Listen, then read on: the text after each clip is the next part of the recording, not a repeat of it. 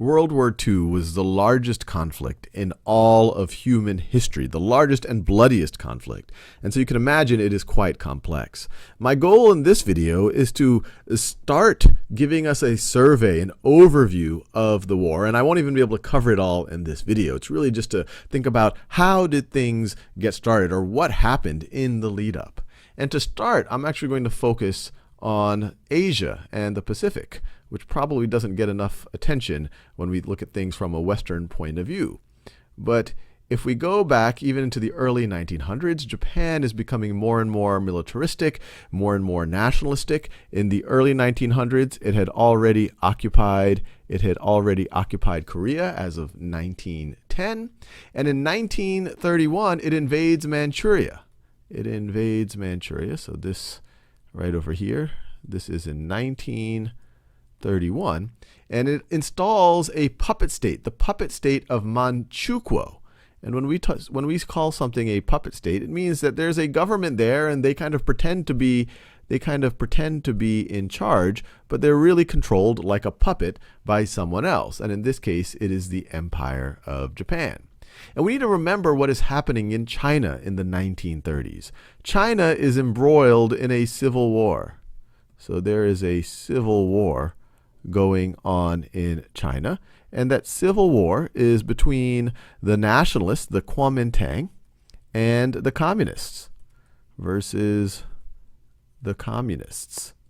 The communists led by Mao Zedong, the Kuomintang led by General Chiang Kai-shek. And so they're in the midst of the civil war, and so you can imagine Imperial Japan is taking advantage of this to take more and more control over parts of China. And that continues through the 30s until we get to 1937. And in 1937, the Japanese use some pretexts with, kind of a false flag, well, I won't go into the depths of what started it, kind of this Marco Polo Bridge incident. But it uses that as justifications to kind of have an all-out war with China. So in 1937, you have all-out war, and this is often referred to as the Second Sino-Japanese War. Sino-Japanese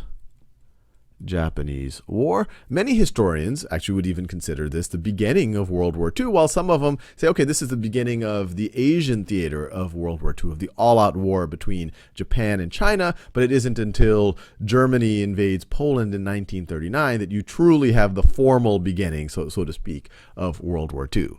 Regardless of whether you consider this a formal beginning or not, the Second Sino-Japanese War, it's called the Second because there was another Sino-Japanese War in the late 1800s that was called the First Sino-Japanese War. This is incredibly brutal and incredibly bloody, a lot of civilians affected. We could do a whole series of videos just on that. But at this point, it does become all-out war, and this causes the Civil War to take a back seat to fighting off the aggressor of Japan in 1937. So that lays a foundation for what's happening in the Pacific in the run-up to World War II. And let's also remind ourselves what's happening in Europe. As we go through the 1930s, Hitler's Germany, the Nazi Party, is getting more and more militaristic. So this is Nazi Germany right over here. They're allied with Benito Mussolini's Italy. They're both extremely nationalistic. They both do not like the communists at all. You might remember that in 1938, you have the Anschluss, which I'm sure I'm mispronouncing, and you also have the takeover of the Sudetenland in Czechoslovakia. So the Anschluss was the unification with Austria. And then you have the Germans taking over the Sudetenland in Czechoslovakia.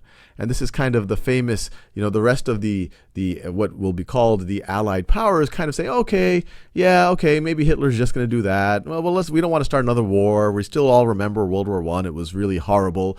And so they kind of appease Hitler, and he's able to kind of satisfy his aggression. So in 1938, you have Austria and the Sudetenland.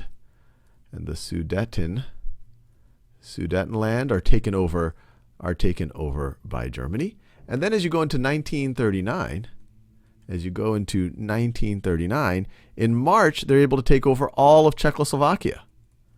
They're able to take over all of Czechoslovakia. And once again, the Allies are they're feeling very uncomfortable. They kind of have seen something like this before. They would like to push back, but they still are not feeling good about starting another world war. But so they're hoping that maybe Germany stops there. So let me write this down. So all of Czechoslovakia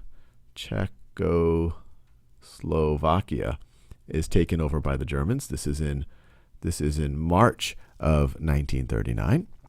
And then in August, you have the Germans, and this is really in preparation for what you could guess is about to happen, for the all-out war that's about to happen. The Germans don't want to fight the Soviets right out the gate, as we will see, and as you might know, they do eventually take on the Soviet Union.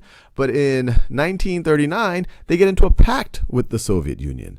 And so they sign the Molotov-Ribbentrop pact with the Soviet Union. This is in August, which is essentially mutual non-aggression. Hey, you do what you need to do. We know what we need to do. And they secretly started saying, okay, we're going to, all of these countries out here, we're going to create these spheres of influence where Germany can take control of part of it, and the Soviet Union, and Stalin is in charge of the Soviet Union at this point, can take over other parts of it. And then that leads us to the formal start, where in September, let me write this in a different color. So September of 1939, on September 1st, Germany invades Poland. Germany invades Poland on September 1st, which is generally considered the beginning of World War II. And then you have the Great Britain and France declares war on Germany. So let me write this. World War II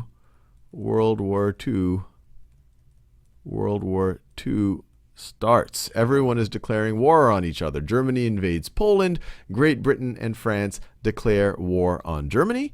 And you have to remember, at this point, Stalin isn't so concerned about Hitler. He's just signed the Molotov-Ribbentrop Pact. And so in mid-September, Stalin himself invades Poland as well. So they both can kind of carve out their spheres of influence. So you can definitely sense that things are not looking good for the world at this point. You already have Asia in the Second Sino-Japanese War, incredibly bloody war, and now you have kind of a lot of very similar actors that you had in World War I, and they're starting to get into a fairly extensive engagement.